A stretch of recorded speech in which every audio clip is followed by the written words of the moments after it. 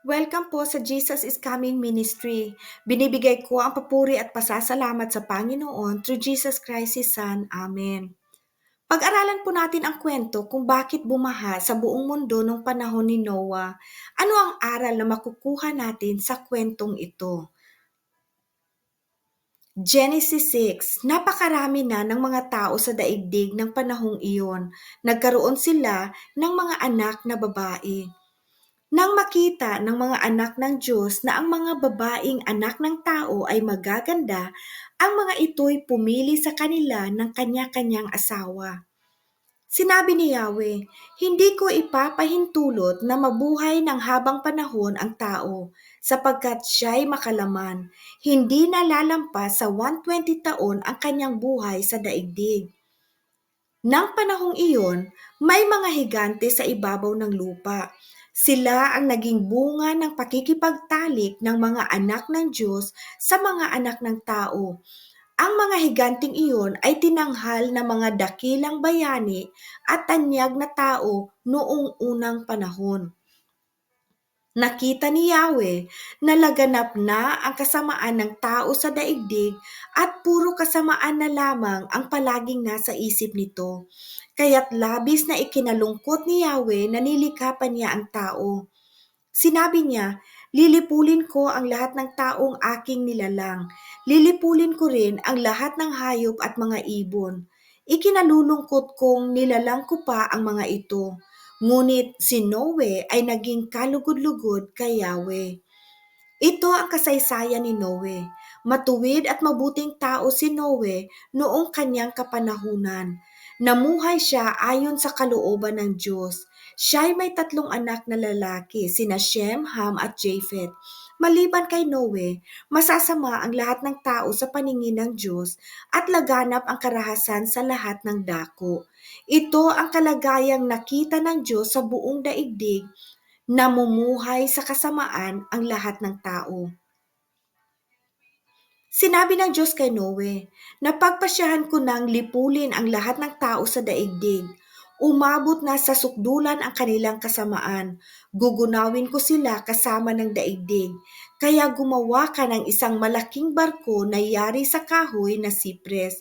Lagyan mo ito ng mga silid at pahiran mo ng alkitran ang loob at labas nito. Ang barkong gagawin mo ay 135 metro ang haba, 22 metro ang luwang at 13.5 metro ang taas. Bubungan mo ito at lagyan ng kalahating metrong pagitan mula sa bubong hanggang sa tagiliran. Gawin mong 3 palapag ang barko at lagyan mo ng pintuan sa tagiliran. Palulubugin ko sa tubig ang buong daigdig at malilipol ang lahat ng may buhay sa balat ng lupa. Ngunit ako'y gagawa ng kasunduan natin. Isama mo ang iyong asawa at mga anak na lalaki, pati mga asawa nila at pumasok kayo sa barko. Magsakay ka ng isang lalaki at isang babae ng bawat uri ng hayop at ibon upang magpatuloy ang lahi nila. Magsakay ka rin ng tig-iisang pares sa bawat uri ng ibon at hayop at mga gumagapang sa lupa upang magpatuloy rin ang lahi ng mga ito. Maglaan ka ng lahat ng uri ng pagkain para sa inyo at sa kanila. At ginawa nga ni Noe ang lahat ng iniutos sa kanya ng Diyos. Sinabi ni Yahweh kay Noe, pumasok kayong mag-anak sa barko. Sa lahat ng tao'y ikaw lamang ang nakita kong namumuhay ng matuwid. Magdala ka ng 7 pares sa bawat hayop na malinis at isang pares naman sa di malinis. At 7 pares din sa bawat uri ng ibon ang iyong dadalhin. Gawin mo ito upang magpatuloy ang kanilang lahi sa balat ng lupa. Pagkaraan ng 1 linggo, pauulanin ko ng 40 araw at 40 gabi upang lipulin ang lahat ng aking nilikha sa daigdig. At ginawa nga ni Noe ang bawat iniutos ni Yahweh. Si Noe ay 600 taon nang bumaha sa daigdig. Pumasok nga siya sa malaking barko kasama ang kanyang asawa, mga anak at mga manugang upang maligtas sa baha. Sa bawat uri ng hayop, malinis o hindi, sa bawat uri ng ibon at maliliit na hayop, ay nagsama siya sa barko ayon sa utos ng Diyos. Pagkaraan ng 7 araw, bumahanga sa buong daigdig. Si Noe ay 600 taong gulang na noon. Noong 17 araw ng 2 buwan, nabuksan ang lahat ng bukal sa ilalim ng lupa. Nabuksan din ang mga bintana ng langit. Bumuhos ang ulan sa loob ng 40 araw at 40 gabi. Pumasok noon sa barko si Noe at ang kanyang asawa, kasama ang kanilang 3 anak na lalaki na sina Shem, Ham at Japheth at ang kani-kanilang asawa. Pinapasok din niya ang bawat uri ng hayop, mailap at maamo, lumalakad at gumagapang sa lupa, at bawat uri ng ibon. Isang lalaki at isang babae ng bawat may buhay ang isinama ni Noe. Ayon sa utos ng Diyos, pagkatapos isinara ni Yahweh ang pinto ng barko. 40 araw na bumaha sa daigdig. Lumaki ang tubig at lumutang ang barko. Palaki ng palaki ang tubig habang palutang-lutang naman ang barko. Patuloy pang lumaki ang tubig hanggang sa lumubog ang lahat ng matataas na bundok. At tumaas pa ng halos 7 metro sa taluktok ng mga bundok. Namatay ang bawat may buhay sa lupa, mga ibon, maamo at mailap, ng mga hayop, lahat ng gumagapang sa lupa at lahat ng tao. Ang lahat ng may hininga sa ibabaw ng lupa ay namatay. Ang mga tao at mga hayop sa daigdig ay nilipol ng Diyos, maliban kay Noe at sa kanyang mga kasama sa barko. Nagsimulang bumaba ang tubig pagkatapos ng 150 na araw. Genesis 8. Hindi nawaglit sa isipan ng Diyos si Noe at ang lahat ng hayop na kasama niya sa malaking barko. Kaya't pinaihip niya ang hangin at nagsimulang humupa ang tubig. Huminto ang mga bukal at tumigil ang pagbuhos ng ulan. Patuloy na humupa ang tubig at pagkaraan ng 150 araw ay mababa na ang baha. Sumadsad ang barko sa bundok ng Ararat noong 17 araw ng 7 buwan. Patuloy ang paghupa ng tubig at ng unang araw ng 10 buwan, lumitaw ang taluktok ng mga bundok. Pagkalipas ng 40 araw, binuksan ni Noe ang bintana ng barko na kanyang ginawa. Pinalipad niya ang isang uwak at ito'y nagpabalik-balik hanggang matuyo ang tubig sa lupa. Pagkatapos nito, pinalipad naman niya ang isang kalapati upang tignan kung wala ng tubig. Palibhasa'y laganap pa ang tubig, hindi makalapag ang kalapati, kaya't nagbalik ito at muling ipinasok ni Noe sa barko. 7 araw pang naghintay si Noe at pagkatapos ay muli niyang pinalipad ang kalapati. Pagbalik nito, kinagabihan, ito'y may tangay ng sariwang dahon ng olibo, kaya't natiyak ni Noe na kati na ang tubig. Nagpalipas ng 7 araw si Noe, saka pinalipad muli ang kalapati at hindi na ito nagbalik. Noon ay 601 taong gulang na si Noe ng unang araw ng unang buwan. Inalis ni Noe ang takip ng barko at nakita niyang natutuyo na ang lupa. Nang 27 araw ng 2 buwan, tuyong-tuyo na ang lupa. Sinabi ng Diyos kay Noe, "Lumabas ka na sa barko kasama ng iyong asawa, mga anak at mga manugang. Palabasin mo na rin ang lahat ng mga hayop na kasama mo, maamo at mailap, gumagapang at lumalakad sa lupa. At pati ang mga ibon, hayaan mo silang dumami at manirahan sa buong daigdig." At lumabas na nga si Noe at ang kanyang asawa, mga anak, mga manugang, gayon din sunod-sunod na lumabas ang lahat ng hayop, mailap at maamo, lahat ng gumagapang at lumalakad, pati ang mga ibon ayon sa kani-kanilang uri. Si Noe ay nagtayo ng altar para kay Yahweh. Kumuha siya ng isa sa bawat malinis na hayop at ibon at sinunog bilang handog. Nang maamoy ni Yahweh ang mabangong samyo nito, sinabi niya sa sarili, "Hindi ko na susumpain ang lupa dahil sa gawa ng tao, bagamat alam kong masama ang kanyang isipan mula sa kanyang kabataan." Hindi ko na lilipuling muli ang anumang may buhay kagaya ng ginawa ko ngayon, hanggang naririto't buo ang daigdig, tagtanim, tag-ani, palaging sasapit, tag-araw, tag-ulan, tag-init, taglamig, ang araw at gabi hindi mapapatid. Genesis 9. Si Noe at ang kanyang mga anak ay binasbasan ng Diyos. Magkaroon kayo ng maraming anak at punuin ninyo ng inyong supling ang buong daigdig. Matatakot sa inyo ang lahat ng hayop, pati mga ibon, ang lahat ng gumagapang sa lupa, at ang mga isda. Ang lahat ng ito ay inilalagay ko sa ilalim ng inyong kapangyarihan. Gaya ng mga halamang luntian na inyong kinakain. Lahat ng mga ito'y maaari na ninyong kainin. Huwag lamang ninyong kakainin ang karning hindi inalisan ng dugo, sapagkat nasa dugo ang buhay. Mananagot ang sinumang papatay sa inyo, maging ito'y isang hayop, pagbabayarin ko ang sinumang taong papatay ng kanyang kapwa. Sino mang pumatay ng kanyang kapwa, buhay ang kabayaran sa kanyang ginawa, sapagkat sa larawan ng Diyos ang tao'y nilikha. Magkaroon nga kayo ng maraming anak upang manirahan sila sa buong daigdig. Sinabi ng Diyos kay Noe at sa kanyang mga anak, ako'y nakikipagtipan sa inyo ngayon, pati na sa inyong magiging mga anak. Gayon din sa lahat ng mga bagay na may buhay sa paligid ninyo, sa mga ibon, pati sa maaamot maiilap na hayop na kasama ninyo sa barko. Ito ang aking pakikipagtipan sa inyo. Kailanmay hindi ko nalilipulin sa pamamagitan ng baha ang lahat ng may buhay. Wala ng baha nagugunaw sa daigdig, sinabi pa ng Diyos, ito ang magiging palatandaan ng walang hanggang tipan na ginawa ko sa inyo at sa lahat ng mga hayop. Palilitawin ko sa mga ulap ang aking bahaghari at iyan ang magiging tanda ng aking pakikipagtipan sa inyo. Tuwing magkakaroon ng ulap at lilitaw ang bahaghari, alalahanin ko ang aking pangako sa inyo at sa lahat ng hayop.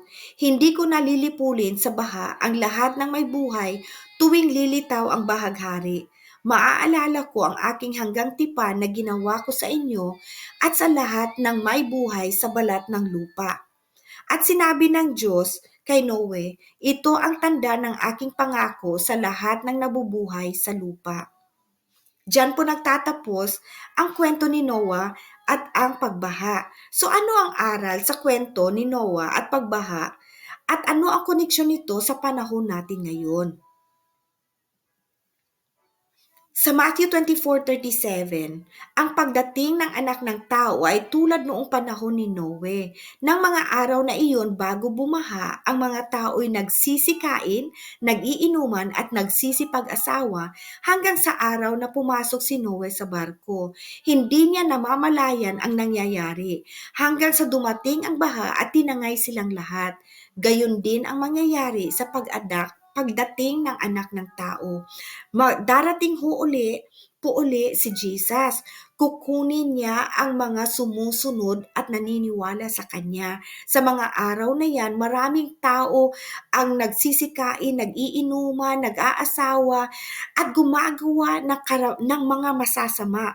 Hindi nila mamamalayan na sila ay mamamatay din, kagaya sa nangyari sa panahon ni Noah. Maaaring mamatay sila sa lindol, sa putok ng bulkan, sa gera o ano paman, ngunit ang sinasabi dito ay mamamatay sila na hindi nila sinusunod at pinapaniwalaan ang Panginoong Hesus.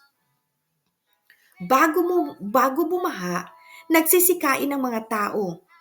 Iniutos ng Panginoon na huwag kumain ng karne ng hayop na may dugo. Sinabi niya sa Genesis 9 verse 4, huwag lamang ninyong kainin ang karneng hindi inalisan ng dugo sapagkat nasa dugo ang buhay.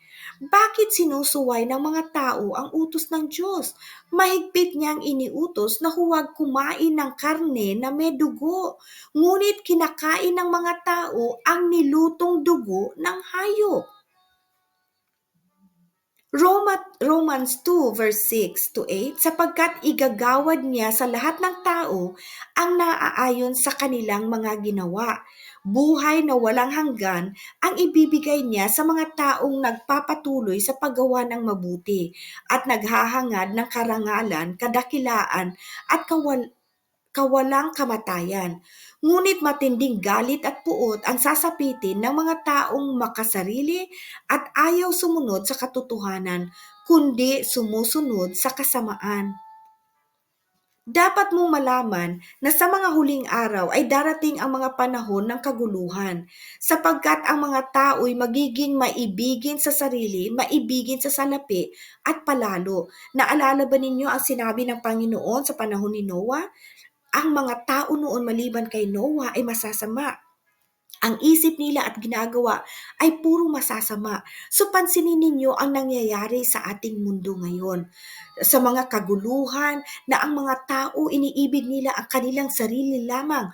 Puro pera ang iniisip, mayabang, palalo, mapagmataas, mapagsamantala, suwail sa magulang, walang utang na loob at lapastangan sa Diyos.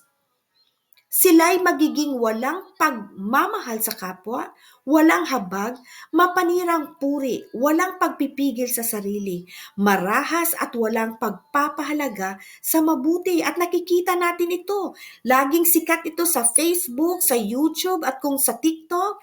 Pero pag nag-post ka ng tungkol sa Panginoon, walang manunood. Dahil ang gusto nila ay yung may mga kalaswaan at anong kasamaan. Yun ang kanilang pinapanood at sinusuportahan. Sila'y magiging mga taksil, padalos-dalos, mayayabang, maibigin sa kalayawan, sa halip na maibigin sa Diyos. Sila'y may anyo ng pagiging makadiyos, ngunit hindi naman makikita ang kapangyarihan nito sa kanilang pamumuhay. Iwasan mo ang ganyang uri ng mga tao. Ang daming tao ngayon, simula sa pari, may mga pastor, may mga ministeryo, may mga taong nagsasabing mahal nila ang Panginoon, nagsisimba o bumabasa ng Biblia, pero gumagawa ng masama, nanunood ng pornography, nagnanakaw, nagre-rape, pumapatay, nagchichismis, at kung ano-ano pang mga kasamaan, mayabang, hindi marunong tumingin o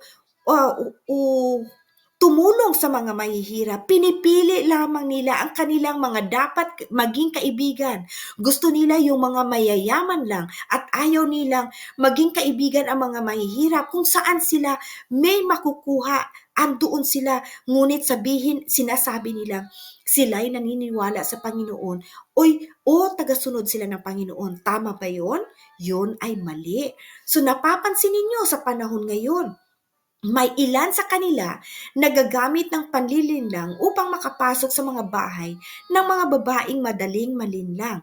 Ang mga babaeng ito'y inuusig ng bigat ng kanilang mga pagkakasala at itinutulak sa sari-sariling pagnanasa. Tama ba na gawin ito ng pastor o pari na sa kanilang church service sinahalikan ang tao or tinatanggalan ng, ito nangyayari na ngayon sa Africa, tinatanggalan ng panty, pinapaliguan ang mga babae sa simbahan. Tama ba ito na gumagawa sila ng masama? Paano naman kung ikaw ay nagsasabing ikaw ay Kristiyano o born again, pero nagnanakaw ka, nagsisinungaling ka, nanluloko ka ng kapwa, pumapatay ka, nagtataksil ka sa iyong asawa? Tama ba yan? Maaari ninyong sabihin, walang nakakaalam, hindi kayo nabibisto, pero ang Panginoon, walang nakakatago sa mata ng Panginoon. Nakikita niya ang lahat. Totoo ba ang mga higante? Sa Deuteronomy 3 verse 11, si Haring Og lamang ang natira sa mga taga-Rephaim. Ang kabaong nitong bato ay 4 na metro ang haba at 2 metro ang lapad. Ibig sabihin, ito'y 13.12 feet kataas sa Amos 2.9, 13.5 kataas ang higanting ito. Sa Book of Enoch, maaari silang umabot sa 450 feet high. Napakataas po nito. So naalala niyo ba ang kwento ni David at Goliath? Si Goliath ay higante ng mga panahong iyon. Genesis 6:4 ng panahong iyon, may mga higante sa ibabaw ng lupa. Sila ay naging bunga ng pakikipagtalik ng mga anak ng Diyos sa mga anak ng tao. Ang mga higanting iyon ay tinanghal ng mga dakilang bayani at tanyag na tao noong unang panahon. Kung kaya't sila ay totoo. May mga sundalo na nagbahagi ng kwento ng kanilang engkwentro sa higante, sa Afghanistan. Sa Pilipinas, may mga kwento tungkol sa kapre at mga tikbalang. Sa Genesis 6:4, sinabing, sa mga panahong iyon, may mga higante sa ibabaw ng lupa hanggang sa pagkatapos niyon. Sa 2 Samuel 21:22, 20 and 22, sa isa namang labanan sa Gat, mayroong isang higante na 24 ang daliri, tiga-6 ang bawat paa at kamay. Ang apat na ito'y buhat sa lahi ng mga higante sa Gat at nasawi sa mga kamay ni David at ng kanyang mga tauhan. Sa Bilang 13 verse 33, nakita namin doon ang mga higante. Sila ay mula sa lahi ni Anak. Mga tipaklong lamang kami kung ihahambing sa kanila. So tingnan ninyo, totoo ang mga higante. Tinatago lamang sila para mapatunayan nilang hindi totoo ang sinasabi sa Biblia. Pakatandaan na kamatayan ang kaparusahan sa kasalanan. Romans 6:23, sapagkat kamatayan ang kabayaran ng kasalanan, ngunit ang walang bayad na kaloob ng Diyos ay buhay na walang hanggan sa pamamagitan ni Hesukristo na ating Panginoon. Kahit na ang mga anghel pinarusahan ng Panginoon, tao pa kaya na hindi sumusunod sa Panginoon? Sa 2 Peter 2 verse 4, hindi pinatawad ng Diyos ang mga anghel na nagkasala. Sila'y itinapon sa impyerno kung saan sila'y iginapo sa kadiliman upang doon hintayin ang araw ng paghuhukom. Ang mga makasalanan, ano ang mangyayari sa kanila? Ang sabi sa Pahayag 21 verse 8, subalit para naman sa mga duwag, mga taksil, mga gumagawa ng kasuklam-suklam na bagay, mga mamamatay tao, mga nakikiapid, mga mangkukulam, mga sumasamba sa Diyos-Diyosan, at sa lahat ng mga sinungaling, ang magiging bahagi niya ay sa lawa ng nagliliyab na apoy at asupre. Ito ang pangalawang kamatayan. Alam niyo ba na binigyan tayo ng daan ng Panginoon para tayo ay maligtas? Si Hesukristo lamang ang tanging daan. Si Jesus lang ang daan at wala nang iba. Ang sabi niya sa Juan 14 verse 6, sumagot si Jesus, ako ang daan, ang katotohanan at ang buhay. Walang makakapunta sa Ama kundi sa pamamagitan ko. Yan ang sinabi ng Panginoon, kaya't hindi tayo dapat magsamba sa Santo Niño, sa kay Mary o sa mga apostol, kundi kay Jesus lamang dahil siya lamang ang daan papunta sa langit. Sa John 3:16, sapagkat gayon na lamang ang pag-ibig ng Diyos sa sangkatauhan, kaya't ibinigay niya ang kanyang kaisa-isang anak upang ang sinumang sumasampalataya sa kanya ay hindi mapahamak, kundi magkaroon ng buhay na walang hanggan. Isinugo ng Diyos ang kanyang anak, hindi upang hatulan ng parusa ang sanlibutan, kundi upang iligtas ito sa pamamagitan niya. Si Jesus lamang ang napako sa krus at namatay na bumayad. Siya ang nagbayad sa mga kasalanan ng sangkatauhan. Hindi nagbayad ang mga apostol, hindi nagbayad si Mary, kundi si Jesus lamang ang pinadala ng Panginoon para bayaran ang kasalanan ng sanlibutan. Kung sino ang naniniwala sa kanya, isabihin o i-confess iyon sa bunganga, yun ang maliligtas. Doon tayo dapat sa kay Jesucristo lamang magdasal. Alam niyo bang inihandog ni Jesus ang buhay niya para iligtas tayo? Sa John 3:18, hindi hinahatulan ng parusa ang sumasampalataya sa anak, ngunit hinatulan na ang hindi sumasampalataya, sapagkat hindi siya sumasampalataya sa kaisa-isang anak ng Diyos. Kung kaya't dapat tayo magsampalataya kay Jesucristo lamang. So ano ang dapat nating gawin? Ang sabi sa Gawa 3 verse 19 to 21, kaya nga, magsisi kayo at magbalik loob sa Diyos upang patawarin ang inyong mga kasalanan. 1 John 1 verse 9, subalit kung ipinapahayag natin ang ating mga kasalanan, patatawarin tayo ng Diyos sa mga ito at lilinisin tayo sa lahat ng ating kasalanan sapagkat siya'y tapat at matuwid. So yun ang kailangan natin, magsisi tayo sa ating mga kasalanan, magdasal tayo sa Panginoon. At sabi niya, kailangang talikuran natin ang kasalanan. Huwag na natin itong gawing muli. Dahil sabi niya, kapag pinatawad niya tayo, hindi niya na alalahanin ito. I-erase niya na, tatanggalin niya na ang kasalanan yan. So nilinisan niya na tayo dahil sa kanyang dugo. Kung gayon, huwag na tayong dapat gumawa pa ng kasalanan. Huwag ninyong ibigin ang sanlibutang ito at ang mga bagay na nasa sanlibutan. Ang umiibig sa sanlibutan ay hindi umiibig sa Ama.